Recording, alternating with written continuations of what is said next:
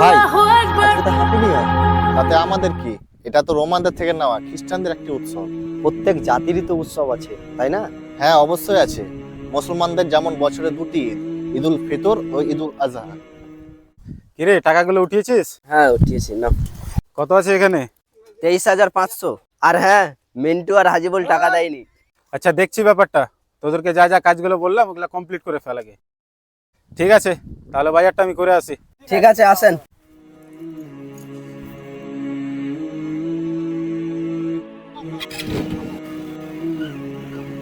Happy new year. Sorry ভাই, sorry. আরে ভাই, আপনারা এসব জল নিয়ে কোথায় যাচ্ছেন? আজকে হ্যাপি নিউ ইয়ার তো আনন্দ করার দিন, পিকনিক করার জন্যই জল নিয়ে যাচ্ছি। আচ্ছা, আপনার ধর্ম কি এসব অনুমতি দেয়? কি হয়েছে? What is the problem? আপনার সমস্যা কোথায়? অনুমতি না দিলেও বারণ তো করেনি। আপনি কখনো জানার চেষ্টাই করেননি। আল্লাহ রসুল বলেছেন, কেউ যদি কোনো জাতির অনুসরণ করে তবে সেই ওই জাতির অন্তর্ভুক্ত বলে গণ্য করা হবে। নিউ ইয়ার সেলিব্রেশন তো রোমানদের থেকে আসা একটি সাংস্কৃতিক, যা খ্রিস্টানরা গ্রহণ করেছে। আর আপনারা খ্রিস্টানদের অনুসরণ করছেন। এই অশ্লীল অনুষ্ঠানটি পুরো দুনিয়ায় ব্যাপক পরিমাণে ছড়িয়ে দিয়েছে খ্রিস্টানরা।